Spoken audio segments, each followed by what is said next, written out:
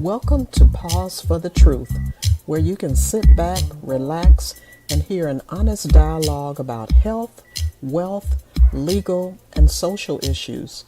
The hosts are Dr. Rogers Kane, family practice physician, and Jocelyn Turner, health education consultant, with co hosts from the Northeast Florida Medical Society and its foundation.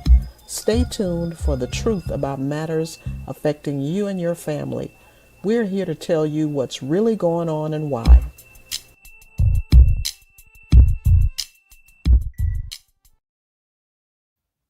Good evening and welcome to Pause for the Truth. I am your co host, Jocelyn Turner, coming to you from a beautiful day here in Northeast Florida. However, the clouds, the earth, the sky, whatever, opened up and it really stormed, but nothing like a good rainstorm. Dr. Kane, how come you going in and out, man? You know I can't do this thing without you. Oh, I'm trying to make sure I got my the our other guests. I got them tuned in. I don't know what happened and why, but that email is what I sent. So I'm not sure what the deal is. Oh, it's an A, not an O. That's what it is. I Wayne. did a A. I did a A. No, So yeah. we're live, Dr. Kane. So we're gonna go ahead and get started while you work with our other guests. And coming Okay. from behind the scene, I don't know, Tyrone, when he comes from behind the scene, he has some things on his mind. How you doing, Paul Tyrone Jackson? Well, thank you very much, and I'm doing well. I'm doing well. I'm just behind the scene to make sure that there's enough pictures on the screen to fill the square. Right, because when we have three, it seems like my face is close up. But so so joining us again this week, this guy just joined us for the first time last week. He had such a good time. He's like, I want to come back. He texted me and said, I want to come back. How you doing this evening, Rufus Curry Jr.? As I told Dr. Maya Angelou when I had an opportunity to speak to her, I am doing deliciously well. Oh So my, that's very interesting choice of words. That I can't even say anything about that. So, well, we're happy that you were, willing to come back and continue the conversation about Project 2025 and the impact that it's having on urban education or education, as Dr. Kane says, Black education. Project 2025, to our listeners, if you have not been paying attention, just know that the things that have been happening, no matter how they've been couched as the Build Better bill or whatever it is, or this or that or the other, elements of it, since Dr. Kane has studied it quite extensively and definitely more than I have. But Dr. Kane says it is all, no matter how it's what it's called, it's all elements of Project 2025. And it seems that in our country we've gotten to be so divided in terms of Republicans and Democrats, and the independents are just saying, y'all get it together. That's why we should all be independent, and in that way we don't have to worry about party lines and all of that. But what's important to us, and the reason, if you're tuning in, the reason that we're having this discussion is because we're just concerned what's happening with the educational system here in Northeast Florida. We've experienced so many cutbacks in our public school system, school closures this year, and quite frankly, when elementary age children, our parents of elementary age children are told that they've got to start walking to school if they are less than 2 miles from the school. I don't know where you live, but I couldn't imagine a first grader, second grader, or third grader walking more than a mile to their school from home.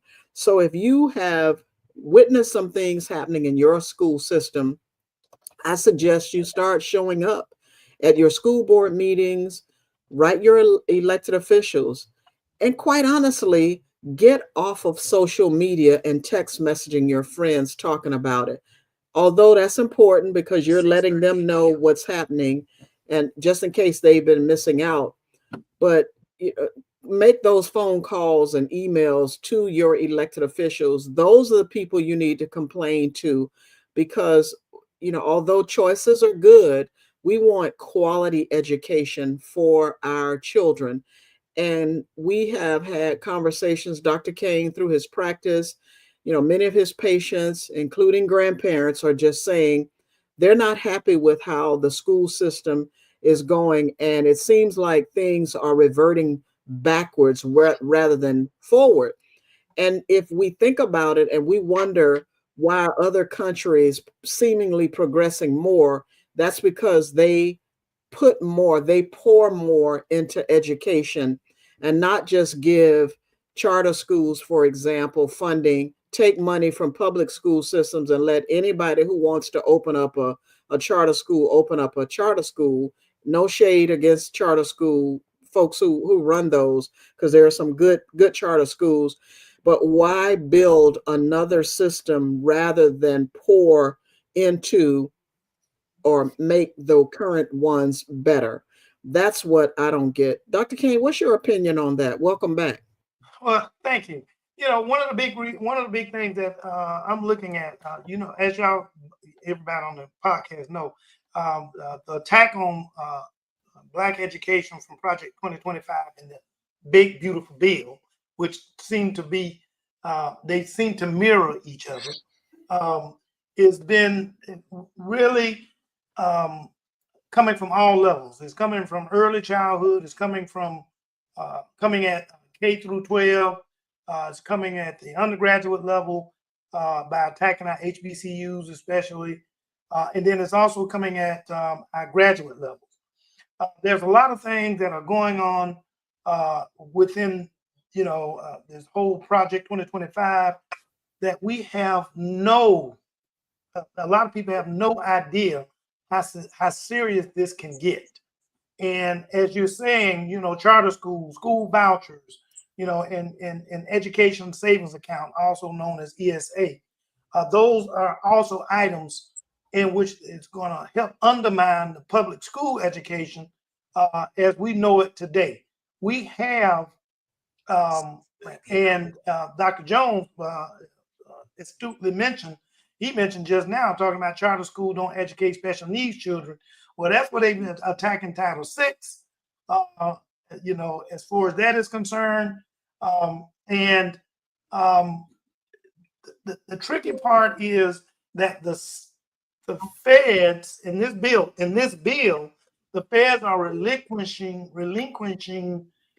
control of their budget and stuff of that nature to the individual states, i.e. giving monies back to the individual states, but there's no prerequisites, there's no requirements attached to it.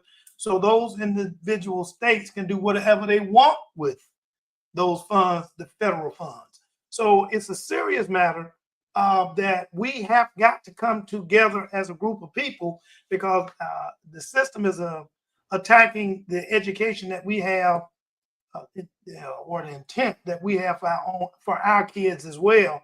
We're not going to be the only ones affected. Our Caucasians going to be affected, but with the direction that particularly that the Trumpsters and the ultra MAGA and the MAGA, ultra MAGA conservatives are going, they're really trying to direct their efforts at minorities, and definitely as well as those who are not as well off, i.e. the lower class, the lower middle class, and it's going to be a big mess if we don't stop this in its track right now, which is going to be very difficult to do. Thank you. I will, throughout the conversation, I'll just kind of introduce a couple of slides just to kind of highlight some of the things that they are doing, but I thought I'd give a brief discussion on that right quick. Thank you, Dr. Kane, and joining us. Yeah, I was just about to acknowledge our other guest, Pastor Mark L. Griffin. I'm not going to leave out the L, Pastor Griffin. How you doing this evening? I am doing fine. Thank you all so much for having me. I apologize for the delay in getting on board, but I think this is a very important topic, and I'm glad to be a part and to share what little wisdom I may have on the issue. But again, glad to be a part and looking forward to the dialogue. Thank you. And Rufus, I want to start with you. You were on with us last week. You are an educator. So think back, and I'm not going to age you, but am going to say, think back a long time ago when you first started in your career as an educator, and fast forward to today.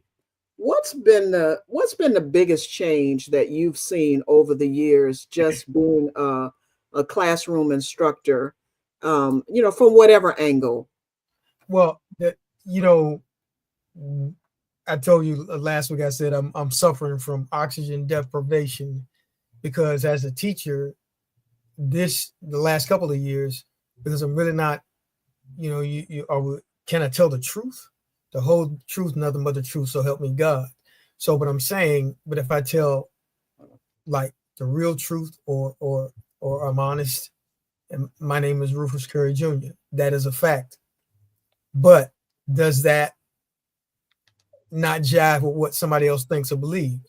And so from there, when it was all out, we were digging in, the kids were engaged, it was supportive, and you could really engage in the classroom and deal with ideas, and kids had questions. And I said, well, hey, look, I learn something every day. I tell them a lot of stuff I learned I don't want to know, but hey, I learn from you because it keeps me current, and I'm in with the times, the hip times. But also, I told them that between the both of us, the students and me, there's nothing that we can't figure out together. Now we're in a time where you got to be careful. It seems you have to be careful what you figure out. You have to be careful with what questions are asked, and do I tell the truth, and am I giving out facts, and do your facts jive with the new book? You know what I mean? We're talking, and there's certain things that we can't talk about because that's essentially what it is. The teachers are holding their breath. They feel like they're under attack. Students are not, and it feels like students are being prepared to purely be cheap replacement parts. There's no fostering creativity, problem solving, critical thinking, and allowing these kids to ask the hard questions so we can have some of these funky conversations. So are you finding, and this is for you, Pastor Griffin, Rufus, Pastor Griffin is, he has a school, quite frankly. And I would like to pose this question to both of you. Have you seen when these young people show up, are they as prepared educationally when they come into your school today as they were before, or are you finding that they're behind in terms of their being at an appropriate grade level, if you will, or are you seeing that they are grossly behind for whatever reason? Well, I can tell you as we just concluded our 25th year as the founder of a K-5 charter school here in Duval County, we're seeing the students come less and less prepared, literally every year. Yeah. And that's for a myriad of reasons. I think one is that, particularly with the demographic we deal with, a lot of these students, and again, I'm talking about elementary school age children, they bounced around from house to house, from neighborhood to neighborhood. And then, of course, because of that, also from school to school. And so I think that's been very impactful. And also with elementary school students, we're dealing with parents who really, I don't know if this is the correct term or not, but I've kind of coined this term, educational trauma. We're dealing with parents now who had bad experiences when they were in school. And so the parents in many cases come to school almost in a defensive posture. And so when many of us, when we went to school as children, the teacher and the parent were together, almost sometimes against us as the child student. But in today's environment, it's almost like from day one, the parent and the student or the parent in the school, they're on opposite ends of the spectrum when it comes to what's best for that child. And so, but clearly the students are not as prepared. This year we had, for an example, real life example, we had a student who came to us, first with us, 11 years old, was on a second grade level. Mm. And so we did the best we could with that student. We're going to try to bring her along. We actually placed her because of her age and her size. We actually placed her in the fourth grade, based on some dialogue we had with Duval County Public Schools, because as a charter school, we are still governed by the district. And so based on advice from them, we placed this child in the fourth grade, but she really was on a second grade level. And I spent a lot of time personally tutoring her in math here. Wonderful young lady, comes from a good home, just has been in the wrong places when it comes to academics. And it has a lot to do with HB1, where she came from a pure private school situation that really did not serve her or her family well. Yeah, I think that's the thing. What about you, Rufus? Have you seen a difference? Yes, and when they're with Pastor Griffin, we're at the elementary school level. That's that foundational. That's setting up. We're building a house, right? So Pastor Griffin at his school, we're building a house. We already live in Florida, and we have an earthquake going on. So I used to be a Sunday school superstar. We're gonna dip over into scripture. So we don't build. We build on solid rock. Because when we talk about sand is bad, but then when the ground is moving, it's like liquefaction. Okay, so we're building a foundation on for a kid who's been moving from house to house, instability, from school to school. They never really get to know the kid, and then also we talk about the educational trauma. There was a young brother. He was a math teacher, and he talked about. I think his name is Al Parker. You can find him on YouTube, and he talks about teaching mathematics to children. And he said that a part of the problem was that exactly what Pastor Griffin said. He talked about the educational trauma of the parent and them not being able to support the children, do the homework and what have you like that, because they didn't really get a firm grip on what it is, these concepts and ideas that you're sending home. And, little Johnny and little Sally, they drop that piece of paper in front of mom and dad, and they get Scooby-Doo. I don't really understand what that is. So now we're all in trouble. And then not only that, when the parent is taxed with supporting the child, that you're talking about triggering inferiority, inability. Your child is asking you questions that you cannot answer. You know what I'm saying? So by the time they get to me, I had a kid. One of my angels tell me 2 weeks ago, you always teaching. You always teaching. Well, I mean, what's really going on? I was like, yeah, that kind of goes with the title. I have an obligation to teach, but then we have, and I know where that comes from. And as I was sitting with a couple kids recently, and I said, look, let's be honest. I'm gonna let you know. I'm gonna be transparent. I was not an academic superstar at some point in my life. I said, and we all have insecurities, and there's something that you're insecure about. So there's only 2 kids in the class at the time, and young lady said, you're right. There's something that I'm insecure about. So then I behave in a way where, like, I don't need what you're talking about. I don't want to hear what you talk about, because then that makes me look cool because I don't really need it, even though I know what you're saying is valuable. But if I act like I don't need it, it's kind of like sour grapes, So by the time they leave Pastor Griffin and they get to me, you're talking about, I've experienced kids, 15, 17 years old in the 8th grade. Kids about to be 18 years old in the 8th grade. And so when you talk about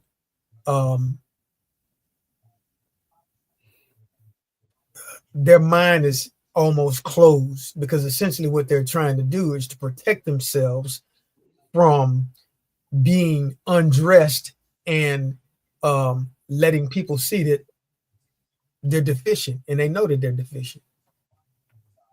Thank you, Rufus. Dr. Kane, you've been studying Project 2025 a lot. What do you think is contributing to, or, when Rufus talked about the foundation, how far back do you see that this thing really started having an influence on public education? Since you've You mean been Project really, 2025? yes, again, because it's been couched as other stuff, right? But it didn't just happen, particularly here in Florida. Many people are saying that Florida seemed to be one of the first states that started rolling some of these pieces out. So in doing your research, which I know you've been doing a lot, when do you think that this thing changed and may have such an influence, as both Pastor Griffin and Rufus said, parents back in the day used to be friendlier about their children's education and all. What started the dissension, and why are people seemingly more distrusting, you think? What do you think really started influencing that? If you want to know the truth, I think integration is one of the things that started this. Back in our days, speaking of as old people, back in our days, I think I shared the story with you guys once before. I used to be afraid to go to our local grocery store on Fridays because most Black folks were going Fridays or Saturdays. And one reason I used to be afraid to go is because I thought my mom may run into one of my teachers. Okay. and then get a full report from her on what's going on with me. So when you start losing out on that teacher-parent connection, and it became more of a challenge for parents to see the teachers, we start losing a whole lot of, especially our Black male teachers. We start losing a lot of those. Now, if you're talking about when Project 2025 first started, one of the initial people that went down that road, that rabbit hole, was Ronald Reagan. Okay, a lot of that started back in his time, but by the time you got to the first Trump administration, and during the Trump administration, is when those collaborators, especially with the Heritage Foundation, got together and started this Project 2025 and working out the details. And I mean, they were meticulous with the things that they're trying to do or have put forward.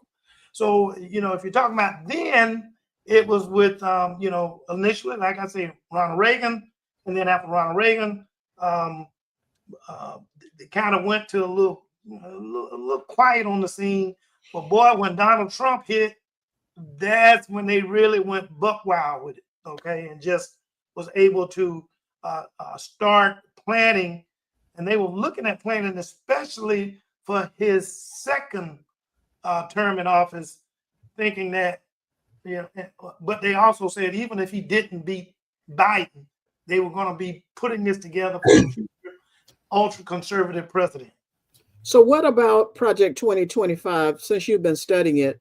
What are the biggest things that have been disturbing you? Oh, you already have your implications. Go ahead, take it away.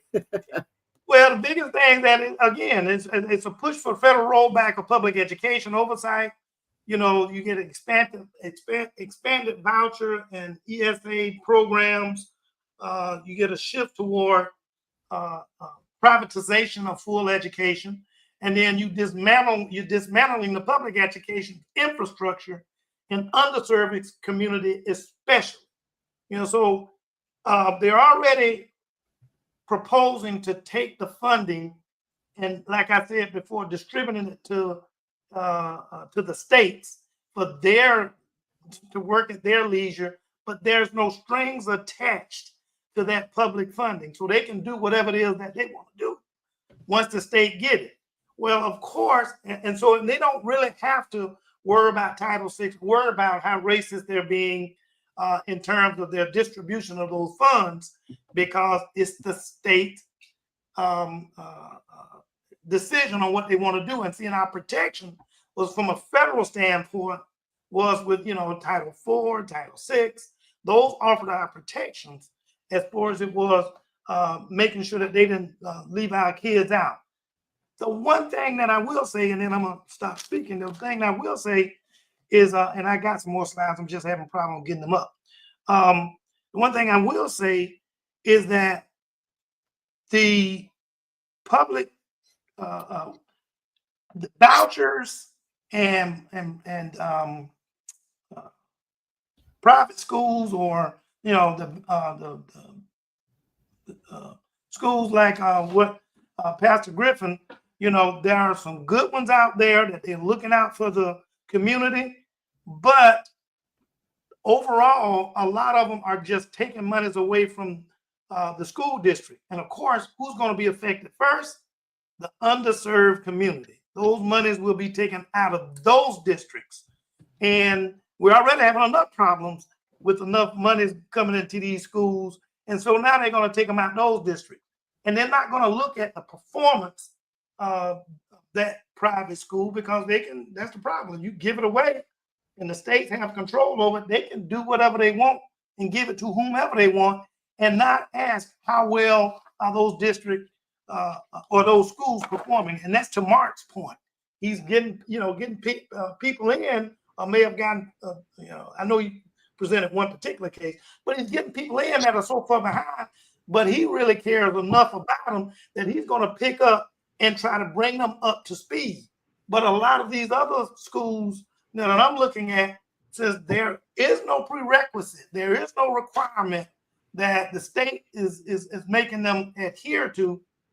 It is, you're going to send people out there that know they're not going to be held accountable. So people can come out that don't know anything, that knows nothing in terms of this. They may not have the credentials. I want to pause for a second and talk about Title VI, just in case people don't remember. Title VI of the Civil Rights Act of 1964 is a federal law that prohibits discrimination on the basis of race, color, or national origin in programs and activities receiving federal financial assistance. So the purpose of it was to ensure that no person is excluded from participation, denied benefits, or subjected to discrimination under any program or activities that receive federal funds based on race, color, or national origin. And that applies to schools, hospitals, government agencies, and other organizations that get funding. The enforcement of it is the Office for Civil Rights. Now, in various federal agencies, U.S. Department of Education, HHS. So just think about that. So just let that, pin that, right? You think about it, if it was based on federal policies and who receives federal funding, they're talking about shifting the funding to states, right? So that means those federal laws and regulations are out the window, right? And then there's no oversight because they are dismantling all the federal agencies like HHS and the Office of Civil Rights. I don't even know if it exists anymore. So you think about how all of this is seemingly so calculated, right? And when you look at, even today, I was looking at something someone posted online, our former guest that started this conversation, Rodney Hurst, he posted something online, Dr. Kane. I sent it to you right before we got started. And it said something about in this big, better, beautiful bill, here are some key points of it. He, as in our current president, can delay or cancel elections legally. He can ignore the Supreme Court rulings for a year or more. He can fire government workers for political disloyalty. Judges can't enforce their own orders. Protests can be tracked and criminalized, and so on and so forth. LGBTQ plus rights, education, healthcare, all, again, I mean, so when we think about it, everybody won't say, well, they'll pick one thing out of the administration that they're doing good and think that's the whole reason why their candidate is the best choice. But we can't just look at one thing when we choose people who run our government. We have to look at the big picture, right? So, for example, I have spoken publicly about Roe v. Wade. I went and picketed because I think that a woman should have a choice and the government should not tell her what to do, right? So let's just say my candidate is against Roe v. Wade. I'm going to look at that candidate and see everything that they're for. I'm not just going to take my one thing, because my one thing, I can work on that with that person or through some other ways. So we have to start looking at the big picture. So many people were saying, yeah, but so and so is about whatever. Like, but yeah, but look at the bigger picture, because to look at this, he can delay or cancel elections. What does that sound like to you? That means that he will never come out of office, right? So if there's any part of anything that he's doing that you don't like, that's the thing that we have to think about. But getting back to the Civil Rights Act of 1965, to say that it is to ensure that no person is excluded from participation, denied benefits, or subjected to discrimination under any program. It doesn't say just people of color. It says no person. And I told ladies when I was down protesting about Roe v. Wade, I said, or before it happened, I said, it was coming. I knew it was coming. I felt that it was coming. I was like, ladies, women's rights came much later if you follow history. If you're just tuning in, we're talking about a subject that obviously, is near and dear to our hearts. For those who have children or grandchildren or nieces or nephews, we're talking about public education. How is Project 2025, could it undermine K through 12 public education? If you're listening in, send us a question, comment, statement, anything anybody have to say. Rufus, you look like you want to say something. Go ahead and chime in. It's interesting. I listen to XM Satellite Radio 126 Urban View, and we talked. The Karen Hunters has put together this. Joe Madison used to be on this channel. They're talking this, and as a community, how we're going to get this thing moving forward. And so we spoke. Dr. King talked about vouchers. Voucher is basically we are selling exclusivity. We like to be in places where other people can't get. So it's exclusive. I can take this voucher and I can go over here. Listen, my thing is as a career teacher and as a former career soldier, you need the purest intelligence that you can, which gives you the greatest opportunity to be successful in whatever the mission is, and so that all of my people can come home safely and return back home to their families. So when we're speaking in terms of the foundation of a better nation is education.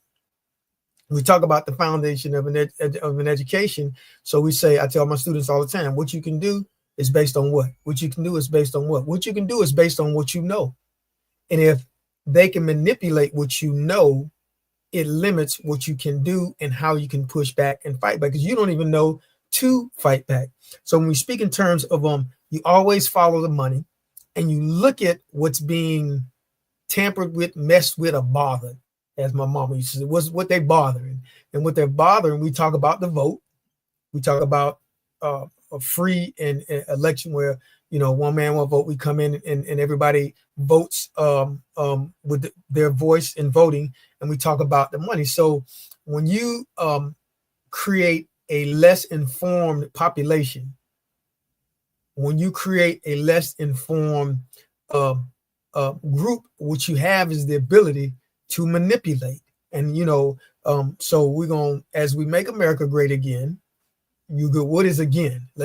We agree what words mean. That means that we're going to do something that has been done before. And as we go back in the again, each day that we go back in the again, it gets rougher and rougher and rougher for people like me and people who look like me. So I don't want to do that again. You know what I mean? That's already been done. So we know what's back there. So, but it used to be a slow boil. You look at LBJ, President Lyndon Baines Johnson, his experience teaching down in Southern Texas. And he came to the conclusion that these Mexican American kids that he was teaching, he was like, they deserve a fair chance. And this was a guy who, you know, on the right day, he probably wouldn't let me in his house. But he thought that it was not robbery to allow me to learn how to read, write, and because then I could be an asset and not be a burden on society. But I mean, that's essentially what we're doing. And then we're teaching testing, we're teaching the test. We're not teaching children how to think. We're not talking about free thought. We're not talking about analytical skills or what have you like that. Because if you teach that, then these children become a problem. Because when you talked about what we were, this has an impact, a negative impact on Black kids, white kids, Asian kids, Native kids, all kids going forward. You know what I mean? Even Fred Hampton figured that out. You know, and the poor peoples. We talk about the Poor People's Campaign. We talk about Martin Luther King. He figured that out. It's poor people. They were being targeted. So this is no mystery. I mean, and for you to say that is not political at all. These are facts. Yeah. And Pastor Griffin, thank you, Rufus. Pastor Griffin, what do we do? I mean, you know, as we know, you've been running a very successful school for, I didn't know it was 25 years. Congratulations. But I've had conversations with people who said they took their children to put their children in charter schools, and they found that their children were so behind and they regretted moving them. And what they don't understand, then they try to take them back to their public schools where those funds were shifted to the charter school. And then the public school that's when their budgets start to shrink, because those monies have already, when they get their funds at the beginning of the year, it's based on the number of students that they have at that time. So people go to a charter school, they don't like how their children's education, and you know, and people have said to me, well, you know, so and so is a well-educated person, the principal, right? Mm-hmm. What about the classroom teachers? Right. Well, I think one thing we have to do is encourage our parents to do more homework up front. Just as every charter school is not the right school for every child, Mm-hmm. the same can be said for every public school. Because to your point, as principals move, as teachers move, that particular school may or may not be the right fit for a particular child. And so I think we have to encourage our parents to spend a little bit more time researching that particular school. Now, again, 25 years ago, when we started Wayman Academy of the Arts, of course, it was a very unpopular decision in a lot of ways, because it was the beginning of what we now know as school choice. But we made a conscious decision because what we saw was where things were headed. And so we decided, being that the charter school movement was coming online, here to stay, why not try to have schools that are by us and that are for us? Mm-hmm. And I think now with HB1 a couple of years ago, that was, of course, incredibly controversial. Now with the expansion of vouchers, and we can say what we want about how we feel about it, but I think as a community, we have to get back to educating our students. Mm-hmm. Some of us have been in Jacksonville long enough. I'll just call two names real quickly. Betty Burney used to have a preschool program called Kidsville Learning Center. Mm-hmm. was one of the best in the city. And the late State Representative Willie Dennis also had a very high quality educational program. And my question is, why can't we, since the HB1 voucher program is here, chances are here to stay, I would like to see more of us start, and trust me, in 25 years, there's no easy days. You have to be truly committed to the mission of educating Black and brown children. But I think we have enough people of like minds and pure hearts that perhaps the key is having some of our own programs. Because again, what I'm seeing now is we're starting to see some new private schools pop up that are not quality, and it's hard to determine what's quality for your child, because if I take a school, for instance, that's in a certain demographic where literally when the children come to school, they're already at grade level or above, that does not necessarily suggest that that's a quality school, because there may not, that most of the teaching in that school may be taking place at home. On the flip side, if you take a school where most of the children are grade level or 2 or 3 behind, and even just making gains with those children, they may not get to achievement level, but when you look at where that child started and where you brought that child, that could be indeed a quality school. And so I think we've got to give our parents the tools to really go in to see what's best for their child, and because it's not a one size fit all proposition. But the last comment on the private school, my biggest concern about the purely private school is that there are no standards. At least in charter schools, the teachers still have to be certified. The students still take the state standardized tests. It's FCAT 1 year, it's fast, and they keep changing it and they keep tweaking it. But in a pure private school environment, that's where I think the real danger lies, in that you can hire someone off a corner and call them a teacher, and they may have never set foot in a classroom beyond high school, if even that.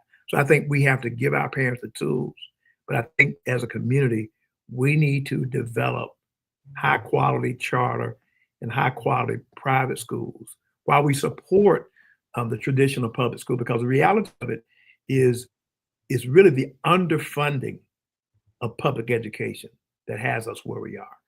And until we deal with that, I think we're going to continue to have these issues. And I think about and I know this may sound off the bat, or just off the grid, Pastor, but I think about how when Travis Hunter was drafted to the Jacksonville Jaguars, we had all sorts of people getting on. Even as the draft was taking place, everybody had an opinion about the quality, the skills of the player. As I hear that, I'm all for it. I love football, but I wish that people would also have that same get in front of the camera, rah, rah. I want the same quality educators educating my children. I want the same quality medical facilities. I want the same quality grocery stores. I want the same quality. You know what I mean? And you're right, because every child won't be a Travis Hunter. Right.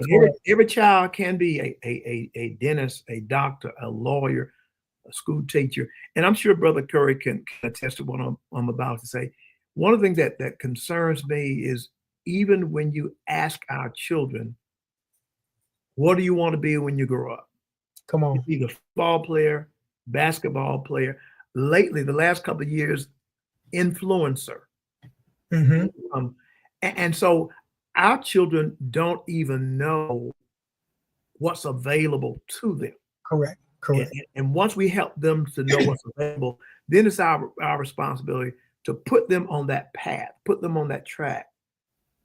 Because again, everyone's not going to be a Travis Hunter or Shedeur Sanders, but we see people coming from other places to this country. As imperfect as this country is, there are still opportunities for our students, but they have to know what those are, and we have to direct them in the right path to achieve those goals. And you know what I thought about, and Rufus, you have to tell me, does this still happen? I thought about back in the day when I was in school, I saw more career fairs and people showing up at career fairs who looked like me. You know, I saw a doctor and nurse and lawyer and whatever. And I'm wondering, as simple as and simplistic as that is, having more of those days where these professionals, and not just professionals, because it could be I'm sorry, I'm not lawyers, doctors. I'm talking about auto mechanics, electricians, plumbers, firefighters. I'm not just talking about doctors, lawyers, I'm talking about everything. I'm a health educator, right? So, but my point is having more career days, because the influencers are so popular because they're in the faces of these kids all the time, right? We need to get in their faces. The Rufus Curry Jr., the Black male educator, is probably few and far between at most schools nowadays. And so to see more, so why would they want to do? They don't see Rufus, no shade on you, but they don't see Rufus driving up in a, his private jet dropping him off, or he has on his Louboutin shoes, red bottom shoes, or whatever. They're seeing these influencers living a life, right? But they have to know, like you said, Pastor, not everybody's going to end up. Those people are few and far between. And those influencers, sometimes the ones that are honest will say, you don't know what I have to go to maintain where I am. Right. So Rufus, what are your thoughts on that? Well, when we look at Pastor Griffin said that there are opportunities out there, and we got to remember also too that I'm willing to bet statistically that the average age of a parent now is way younger than it was when we were in school. And if there at that time, if there was a young parent, the community that was around that young parent, and when that child came into the space, hey, you talking about a village, it was tight. It was tight, and and it was a report from everybody, and that somebody could say, hey, boy, I know your mom, your dad, I'm gonna let them, and you were cognizant of that. Okay. So when we talk about Travis Hunter, the interesting thing is that I have football players, basketball players, influencers, and rappers. Now I tell the kids, if you really want to play sports, you need to be playing baseball. All right.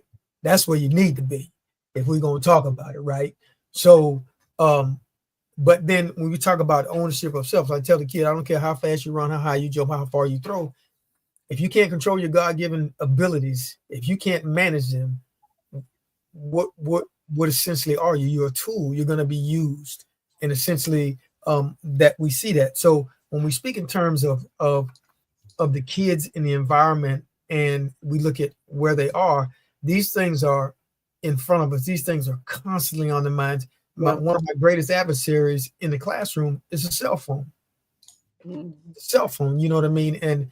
And where I was talking to a kid in the last couple of weeks and giving them some direct instructions on the individual, they could not. You have kids who will be stressed out or have a panic attack because they can't look at that phone. And and I tell them nothing in that phone that you are viewing or experiencing is improving your quality of life or your opportunity. So if I can get them to look over the fence, so to speak, if I can get you to look over the fence, you can see opportunity. If I can bring you up to the second floor, you see great opportunity. If I can get you to stand on the roof with me and tell me what you see, it would be absolutely mind-blowing. Yeah, and that whole legislation that's out now about banning cell phones in school, I'm kind of for it, actually, because I don't know the full implications of it. So forgive me, anybody, don't write me or whatever and say, shut up, lady. But I see what you're saying, because I've had folks who are educators who've said they need to ban those cell phones in schools. And people say, yeah, but if it's an emergency, my child won't be able to call me. You can have an emergency phone in the classroom, right? I was going to say, think about this. At the beginning of the 2024-25 school year, they knew that they were going to regulate the cell phones. So they came into the space and they said, okay, we're going to give these kids 2 weeks to play with these phones and make the adjustment, and then we're going to cut them off. Come on now. My mom and Big Mama, first of all, if you don't want a kid to have something, you just shut it down, period.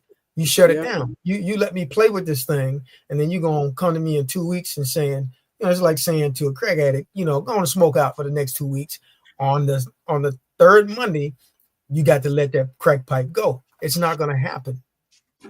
It's not gonna happen. And so essentially what they were doing is it was like a manipulation. It has to be a regulation. Think about this. And Pastor Griffin could say he's got kids. You got a kid that's at risk. They're behind in reading, they're behind in mathematics, and they don't come to school knowing 1, 2, 3, red, white, blue, up, down, left, right. Okay. And then you give them a distraction. You sanction a distraction. Mm-hmm. When are they going to get to where you want them to be? But did you see the comment that came up? Somebody said, Tyrone, will you put that back? Can teachers and educators not leverage cell phone technology and help the students learn? They can. But the thing is this. You can't squelch the signal. I don't think so. You can't have a scrambler. You can't squelch the signal. And when a kid opens up a cell phone, hey, everybody's got an unlimited plan. You can't regulate. You can't control what they go through and what they see and what they view and what they're doing. Mm-hmm. Far be it from a child to not follow instructions. I'm just telling you about Rufus when he was a little boy. Can I bring up one other major issue in the education system, particularly with Black and brown children, and that is absenteeism. Mm-hmm. At the beginning of the school year, I met with all my staff, and I was giving them the rah-rah message about teaching the kids. And I had one teacher raise her hand, and she said, "Well, Pastor, there's one problem." And I said, "What's that?" She said, "We can't teach them if they don't come to school." Yep. And for our students, it is the numbers are alarming. The number of we have students in a 45-day grading period that would miss 25, 30 days. They're absent more than they're present. Yeah. And so I think we've got some real issues that we have to help. And I know there are a number of issues when it comes to transportation, things going on at the home. But our kids, a lot of them, there's a direct correlation between their academic performance in many cases and their attendance. Pastor Griffin, let me ask you a quick question.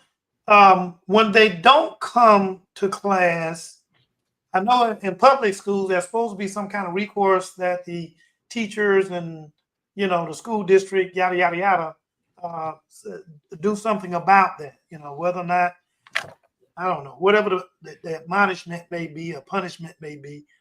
When it comes down to private schools, what would we do with those? I mean, the charter schools. But charter school, we're governed by the same rules as any traditional public school is. So now, on the private side, I'm not sure what happens, but I can tell you in our case, we're calling phone numbers. We're literally sometimes knocking on doors, trying to find out why that child is not coming to school. And it could be for a myriad of reasons. We found instances where the kids don't have the proper clothes. And so we've gone out, we bought clothes for them, where we found out that a parent, family member has had some legal issues. It's just a number of things. And every situation is really on a case-by-case basis. We've had somewhere because the child wasn't performing well and the child received the grade that they earned, parents get mad, stop them from coming to school. But each of those situations really have to be dealt with on a case-by-case basis because every absenteeism is for a different reason. And but it's troubling to see how many of our students, Black and brown kids, are not coming to school on a regular basis. I know when I was growing up, I had to go to school every single day, whether I was sick or well, and so I think we got to find ways to encourage our parents to make the connection to how important it is for their kids to show up. Right. If you weren't being funeralized, if you weren't laid out down at Mizell Funeral Home in Fort Lauderdale, you were I in know that school. Right. And so, but I was going to say to Dr. Kane, you got to remember this now. We're in a, this is like the Jetsons. So when a kid gets in trouble, like there's a discipline matrix. You can't just, bam, tighten the kid up, put him in whatever. You have to go through a matrix. So you got a kid, they have kids are they're pretty smart. They ain't paying attention a lot of times, some of them, what you're doing in class, but they figure out, how to manipulate a system. And so they know that there's a couple get away, then I'm gonna get caught. So they know how to navigate that also. So you can't just the correction that you and I that we grew up with, that's not happening. You can't do that. You cannot. And it works to the detriment of the children because it gives them a false sense of reality as they go out into the real world. I had a kids, I say, hey, look, you're going to have a job. Put it this way, when you own your company and you come in and Sally's on the cell phone and she's taking money at the cash register, do you have a problem with it? Well, no, I said, listen, if they mess your money up, do you think you're going to be as cool and lenient as you think you're going to be? No, I ain't going to be lenient. They got to get my money right. So we set this false sense of reality up and we send these kids out into the space. And then when they encounter, these hard lines, they have stress and anxiety and they hop from job to job. I hate to do this, but I do have a Yeah. I was just going to ask you, Mark, go on ahead and let's give you, because we knew we were going to be an hour and I have problems with the slide, but why don't you go ahead and give us some statement that you would like to make and what you would like us to focus on in terms of how you think that we can help heal this part of this sword in our community. Well, first of all, thank you for the invitation, and I welcome the opportunity to come back and continue this discussion later. And I think we have to approach this from two perspectives as a community. One, when we see matters like these type of policy matters being created, we have to do everything we can on the front end to try to stop it. Mm-hmm. But once these things have been put in place, then our strategy has to be, how do we take what we're dealing with and utilize it to the maximum ability for the benefit of the people that we serve. And right. So I would highly encourage us to see in this new HB1 private school environment, can we put together a consortium of like-minded people who can help put together a quality private school where we know our children are not losing it. And at the same time, how do we still support the traditional school? Because here's the thing that often I hear a lot of people talk about charter schools, but the issue with charter schools is not, our school is one of the schools that was created based on the genesis of the charter school thought, and that is local control and locally owned. But what's happening now across the landscape, you're having these large charter management chains, yes, which are really becoming a school district within themselves. And I think we need to look at that. But also we have to look at homeschooling. And there's a lot of, and if you have the kind of parenting, the kind of home environment where that child can benefit from homeschooling, great. But again, I've seen instances where children have been homeschooled and they haven't been taught anything to the detriment of that child. Yes. So again, yes. I hope this is not a one and done conversation and I can come back. Nope. This space first. No, it is not. And what we want to do is, I agree with you 100%, Pastor. And that is that we have to do a hybrid system that can put together, the alternative schooling efforts that are available to us, as well as still try to do as much as we can in the public school system, right, that make it available to the masses at large. So I'm in agreement with you. And we just got, I think a group of leaders got to get together and try to factor this out, because at the moment, it seems like they're going to get what they want. Okay. And so we need to go ahead and plan some alternative mechanism by which to educate our kids. Right. Okay. So I agree with you 100%. Okay, we'll talk. Appreciate it. Thank you very much for coming. Thank you, And, Pastor. Keep up the good work. Yes. So listen, we're at the 7:33 hour, and one thing we like to be is respectful of our guests in terms of allowing them to only be on an hour, because that's all we ask for.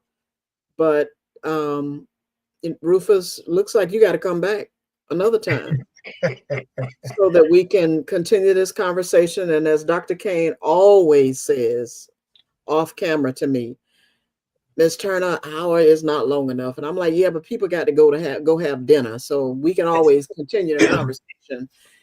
This is a very complex topic, ladies and gentlemen. And, we come on here and talk about this and bring guests who can share their insight or, personal and professional experience. But we've got to, I like what Pastor said, Rufus and Dr. Kane, we got to bring like-minded, concerned people together. Because back in the day, in the civil rights struggle, back in the day, folks were meeting underground in churches and all kind of places and strategizing what they were going to do for their community. That might seem like of yesteryear and not important anymore. And, we rally together when somebody gets shot. So-and-so got shot. We rallying together then, but we need people to rally together so that so-and-so won't get shot. Right. And really putting our time and effort into and support teachers.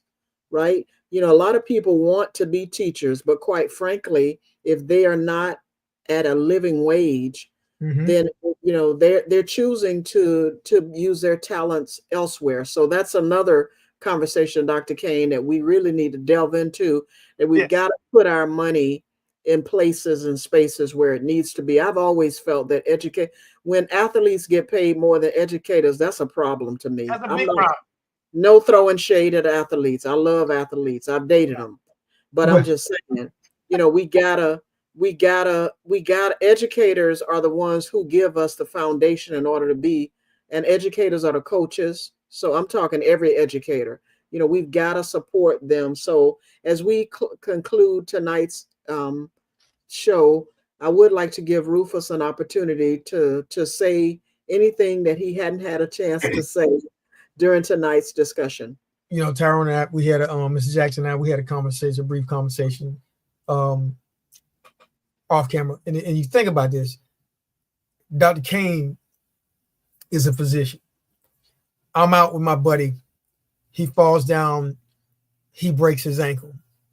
I'm not a doctor, but what needs to happen is there's got to be some sort of triage, and I have to give first aid right then and there.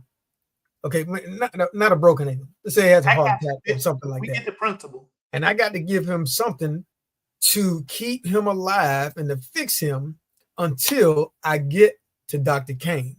So we're in a situation right now where we need some, as we in the military, field expedient action that is going to be able to provide to our children what they need, even outside of the school system. So we're talking about supplementary care. We're talking about freedom schools. We're talking about Saturday school. We're talking about creating a vein of help for them outside of their system. We talk about, we can call it the Underground Railroad. You can call it whatever you want.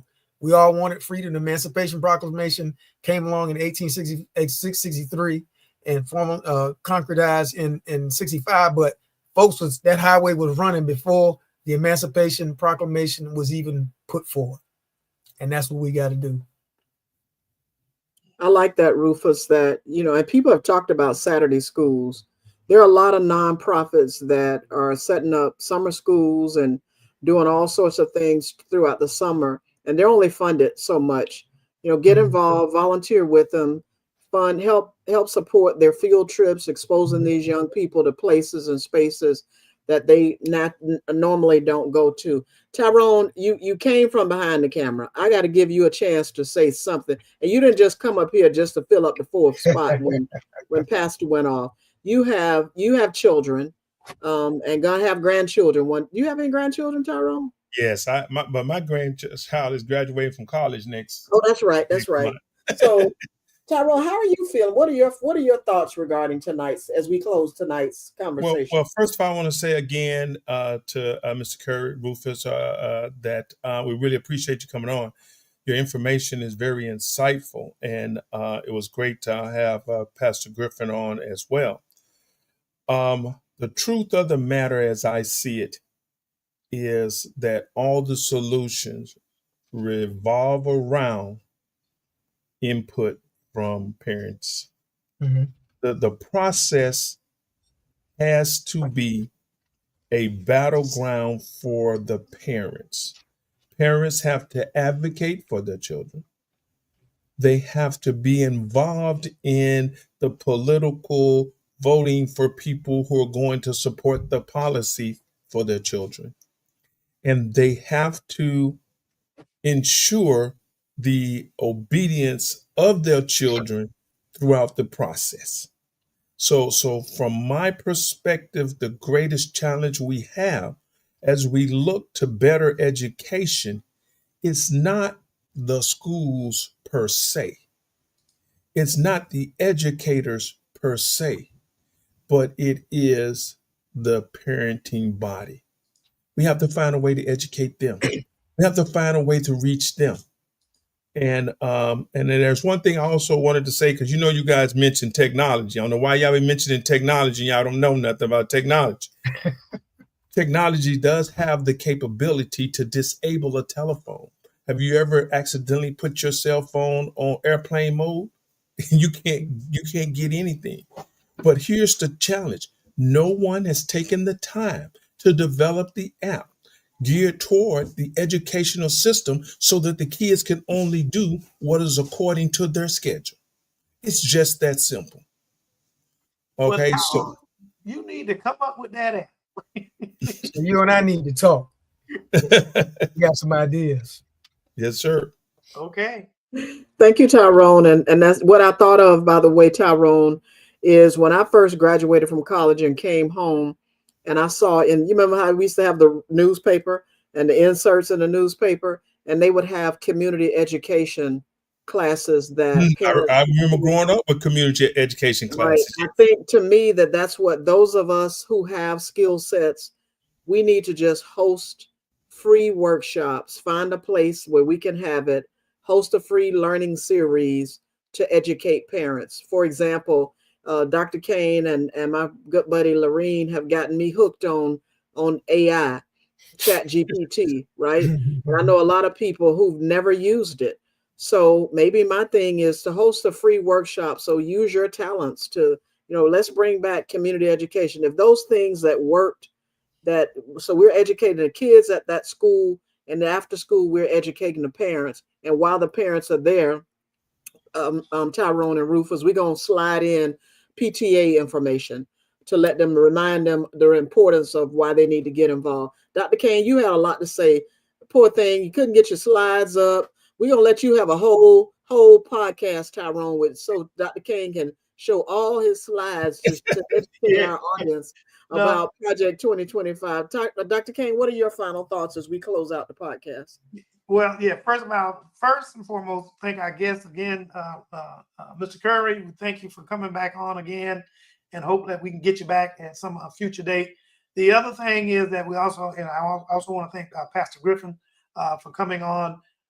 There was a little miscommunication, so but we plan on doing better next time. Got a little bit discombobulated with some. Again, couldn't get these slides there because I mainly wanted to get the data just for people to see it. A couple of things I want to throw out real quick. One of the listeners, even though they didn't put it up in our chat, they did say that they think we really should work on these. We should focus on elementary education because presently they're basing these prison beds on third and fourth grade education level, especially third grade. Third grade education to help determine how many prisons in prison beds they may need in the future. So we need to kind of short circuit that attempt that they are using on how to determine how many Black folks they're going to put in prison. The other thing is we need a call to action from our parents. You know, they need to attend local school board meeting, make their voices heard. They need to share this podcast. I'm gonna make sure I put these slides as part of our podcast so that when people go to take a look, they can. Because included in these slides are also reference sources that can go back and they talk about exactly what an expert says. So they can go and you know, I'm just giving websites that people can go take a look, and it'll be on the slides and on our website. The other thing is they need to make sure, as one of you guys mentioned already, vote in local and state elections, because educational policy, as Tyrone and Mr. Curry and Pastor Griffin stated, education policy starts at home. Get up off your behind and do what you can. What we want to make sure is that people, those who really do want to get involved in their children's education, and try to, whether or not they got the skills or not, but they want to at least provide them a mechanism by which they can help educate their kids and help and provide a safety net for their kids so that they can continue to be education. Last two things, support Black-led education. So I'm glad Pastor Griffin was there, because we're going to need that hybrid that we talked about to go ahead and try to do an end around these people at Project 2025. And then volunteer or mentor in those underfunded schools, because your presence matters. Okay, so if we can do those, at least that's our call to action. Let's start somewhere other than just sitting around twiddling our thumbs, waiting on to see what falls down. The pathway of doing nothing. All right, so with that, I appreciate you guys. Thank you very much, Ms. Turner. Thank you, Rufus, for joining us again, and for Pastor Griffin for coming on. No, Rufus, I don't see you as a pastor, but God bless you. But Pastor Griffin and Rufus for coming on. And thank you all for joining us today. We've heard important insights about how Project 2025 could reshape K-12 public education and what that means for our children, families, and communities. From the potential threats to educational equity to the real impact on our youngest learners, our guests have shed light on why these issues matter now more than ever. As we continue to explore and advocate for strong public education, let's stay engaged, informed, and committed to protecting every student's right to learn. Until next time, stay resilient, stay informed, and keep the conversation going. And of course, subscribe to our YouTube channel and share your ideas on future topics that we can do. By the way, if you don't know, it is Men's Health Month. June is Men's Health Month because it's Father's Day month, right? And so I want to tell men, if you haven't had, men over 40, if you haven't had your prostate exam, get the thing scheduled. Also, know your numbers, your blood pressure, your cholesterol, your glucose, your weight, that scale. Know your numbers, manage your numbers. If you need help finding a quality physician, the Northeast Florida Medical Society here in Northeast Florida have some wonderful physicians, such as Dr. Kane as a primary care physician. So in sometime this month, we are going to talk about men's health. So stay tuned. Again, stay informed. And thank you, as always, for supporting us on Pause for the Truth. Good evening. We appreciate you spending time with us on Pause for the Truth. Ms. Jocelyn Turner and Dr. Rogers Kane are grateful for your support. Don't forget to like us on Facebook, catch us live on Twitch, and most importantly, subscribe on YouTube. A big shout out to Tyrone Jackson at Call Tyrone IT Services for keeping us connected. Join us every Tuesday at 6:30 p.m. Eastern Standard Time for more enlightening discussions. Thanks, and see you next week.